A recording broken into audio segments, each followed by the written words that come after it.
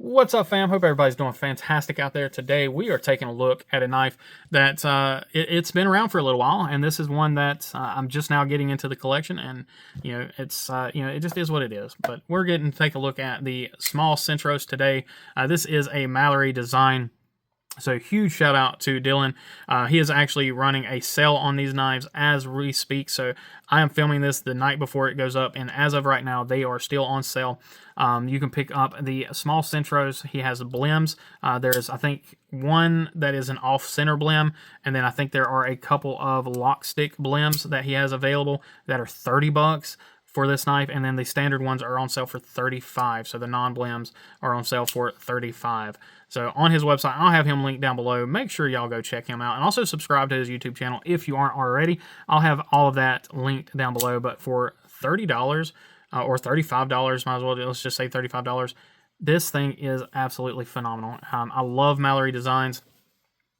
I can't say that enough. His design language has always spoke to me, and yeah, he just knows how to make a knife that feels good in the hand. And this is definitely one of those times. Now, this is a Mallery Designs exclusive, so these were not originally sold anywhere but to Mallery, or to Dylan. So you can find some of these outside of his website right now, because I think he sold some of his inventory to other retailers. But don't buy this from anybody other than Mallery until he sells out completely, and then after that you can go find them from wherever else if they're still available at whatever other websites are out there. Anyway, let's go ahead and jump into it. So we're looking at a 2.9 inch blade, and it is a 0.79 inch height here. And then your blade stock is a 2.4 millimeter thickness. Handle is 4 inches, and it is anywhere between 0.6 and 0.7 on the height. Thickness is 0.46, and then 0.6 here with the pocket clip. Overall length, we're looking at a 6.9 overall, and then your carry profile is 0.94, so just right at an inch here at the highest point for your carry profile. Here's where this thing really shines.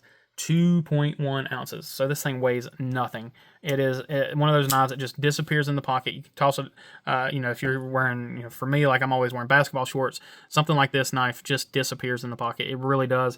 And then when you need it, you've got a really, really pokey tip here, and then a really nice slicey blade that's actually got a little bit of belly, even though it doesn't look like it at first glance. It does have plenty of belly.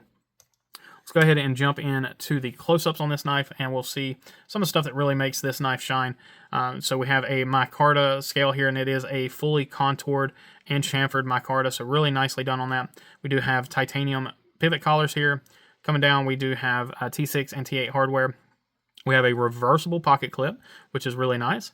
Open pillar construction with a lanyard post in there, so a little lanyard hole there. And we have steel liners as well. Now we have a really nice CJRB titanium pocket clip. Now he did offer some of these that were already anode. I think he sold out of those, but like I said, he does have these, and you can certainly anodize that pocket clip yourself. Standard thumb stud operation, really nicely done here. Take a look at our centering. So centering on this, because it is not one of the blims, is perfect. And it looks like that tip might be slightly off of a grind, but I mean, I'm talking ever so slightly. I mean, it looks pretty doggone good to me. Take a look here at our lockup. Our lockup is really nicely done. No issues there with lockup. And then lock bar access is actually better than it looks. So it looks like you wouldn't have much in the way of lock bar access, but there you can see you do have a decent amount of lock bar access. It's really easy for me to get my big old fat thumb in here without any real issues. Now, if you needed more, you could always come in and Dremel out that interior liner, that show side liner, and give yourself a little bit more access. But again, for me, it's plenty for my needs. Plunge grind is typical CJRB plunge grind. It's not the greatest, but you do have enough room to get in there and dodge that thumb stud when sharpening. You just want to get a smile. Actually, you do already kind of have a smile right there from the factory. Blade shape, though, we're looking at a really wicked drop point blade, almost a spear blade here. PVD coated AR RPM 9 on the steel. Just that kind of that stereotypical Mallery design language on your blade and profile, everything. There is your Mallery logo. So really cool stuff here. Absolutely love this knife. All right, let's look at our sharpening here. Maybe if I can get my phone to focus. Man, this camera is just not focusing. Sharpening looks to be pretty good. Don't see any real blemishes or anything off on the grind. So no issues whatsoever there. All right, now let's go ahead and talk about the knife as a whole. So this is one of those knives that if you like thin, small, kind of gentlemanly knives, this is one of them knives that you're just going to absolutely love. If you're not a fan of the thinner, lightweight knives, this is still a knife that you're probably going to love. You guys know my son is a fan of larger knives. He's got some big old mitts on him, and he absolutely fell in love with this knife as well. So I'm end up letting him take one of the ones that I got. But this is one that it really does feel good in the hand. You can really lock in on it. The way he designs his handles, you know, you get 2 fingers in there, and then you have kind of a lock-in spot where this little catch right here is, and it just locks your hand in. The curvature in the handle feels great. The fact that it's a contoured handle, it makes it feel a little bit thicker in the hand, makes it feel out the hand a little bit better. But yeah, as far as small knives are concerned, this thing certainly fits the bill, and just kind of checks a lot of boxes. I mean, the thumb studs on it are just, I mean, it just rockets out there. Now, it's a super, super lightweight blade, so it's not going to be like drop shutty or anything like that.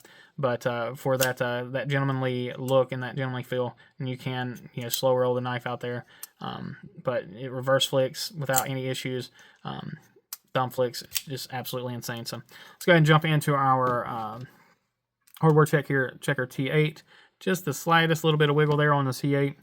T6 is here. Everything is looking good. Just a little bit of wiggle on that T6. Yeah, that secondary pocket clip screw just has just the slightest bit of wiggle. No real issues there at all. Now let's go into our size comparison. Now this is going to be a smaller knife than most of what we have out on the table, but we'll go through them all nonetheless.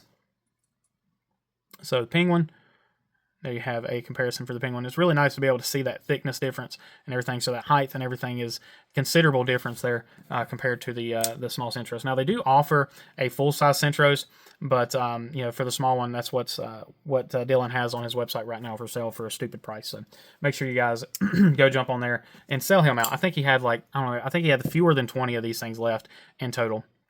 So if you're seeing this and they're sold out, I'm sorry, but hopefully, you know, hopefully this sells out as soon as I post this. You know, hopefully you guys all jump on there and sell these knives out for him. He definitely deserves it. Here we have the Militao, which is going to be a much larger knife. And then back into that, you know, sort of a similar size, but still just slightly larger. We have the Bel-Air. So you can see there how the Bel-Air is indeed a larger knife overall. Same thing here with your Malibu.